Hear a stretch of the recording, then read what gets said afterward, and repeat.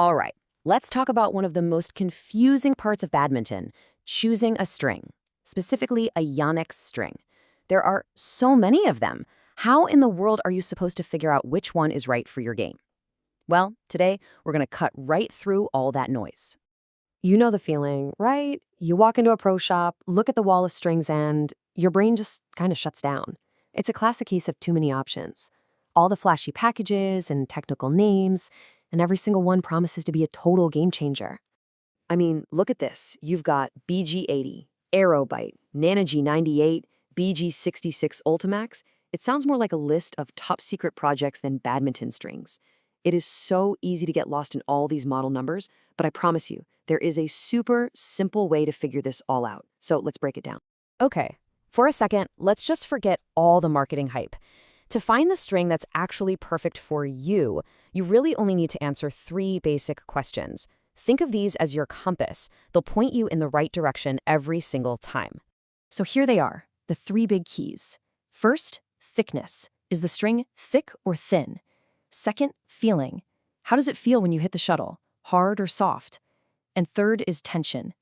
Now, your stringer is the one who handles the tension, but it's good for you to know that higher tension usually means more control, while lower tension can give you a bit more power. We're going to focus on thickness and feeling, because those are the things you choose at the shop. If you can get your head around these 2, you've already won half the battle. So that first key, thickness, is all about a classic trade-off. Thinner strings, like at Aerosonic, give you this incredible repulsion, that awesome trampoline effect, and, let's be honest, a really satisfying sharp sound. But the catch? They just don't last as long. On the flip side, you've got thicker strings, like the good old BG65. These things are built like a tank. They're more durable, way more forgiving if you don't hit the sweet spot every time, and that makes them fantastic for control. Okay, next up is feeling. This really comes down to the string's material and its coating. Hard-feeling strings, like the legendary BG80, feel really solid and rigid on impact. They give you a ton of direct feedback, so you know exactly how you struck the shuttle. Soft-feeling strings, like BG65 again, feel more bouncy, a bit more stretchy. They feel like they grip or pocket the shuttle for just a split second longer, which can feel a lot more comfortable and forgiving, especially if you're just starting out. So you get thickness, you get feeling. Now what? Well, let's see how those 2 ideas connect directly to how Yonex actually groups their strings. Thankfully, they've simplified things for us by creating categories that are all about what a player wants to achieve on the court. It pretty much boils down to these 3 main goals. First, you've got repulsion power. That's for players who want pure speed and effortless clears. Then there's control, for all you touch players who live on precision, sharp slices, and tricky net shots. And finally, durability, for players who just want a string that lasts and performs consistently, above all else. So let's just quickly lock these in. Repulsion, that's all about that quick pop for speed. Control, that's about the grip and feel you need for placing the shuttle exactly where you want it. And durability, well, that one's pretty simple. It's how long your strings are going to last before they snap. You'll probably find you lean towards one of these more than the others. All right, enough with the theory. Let's see how this stuff applies in the real world. We're going to take a look at some of the absolute legends of the string world, the rock stars, if you will. First up, the icon, the legend itself, BG80. This is a hard-feeling string, and it has this rough texture that gives it a ton of bite on the shuttle. It's famous for feeling incredibly solid and reliable. It gives you that crisp feedback and that sense of security that advanced players absolutely love. It's a legend for a very good reason.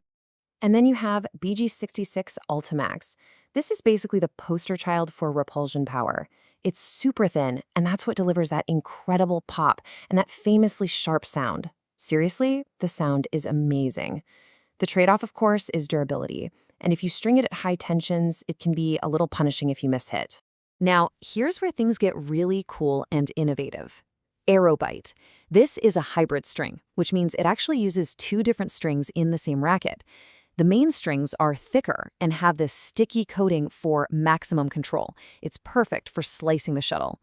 Then the cross strings are thinner, designed purely for repulsion, so you really get the best of both worlds. And finally, we have to talk about the undisputed king of durability, BG65. This thing is the workhorse. It's thick, it has a soft feeling, and it is incredibly forgiving and seems to last forever. If you're a beginner, an intermediate player, or you just flat out hate restringing your racket, BG65 is always a solid, consistent, and super reliable choice. Okay, phew. We've gone through the theory, we've met the legends, so how do you actually use all this information to walk into a shop and pick one? Well, it all comes down to matching your personal goal with the string's characteristics. Think of this little chart as your cheat sheet. It gives you a really clear path. If you're chasing power, you want to look for thin strings from that repulsion category, like BG66 Ultimax. If pinpoint control is your game, you want something with a rough texture or a hybrid design, like Aerobite. And if you are just so tired of breaking strings, go for a thick one from the durability category, like BG65. See, it really can be that simple. But here it is. This is probably the most important thing to take away from all of this. There is no such thing as the single best string. The string that a world champion uses might feel absolutely awful to you.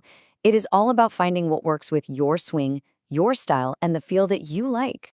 And hey, don't just take my word for it. Just look at the experts. They can't even agree.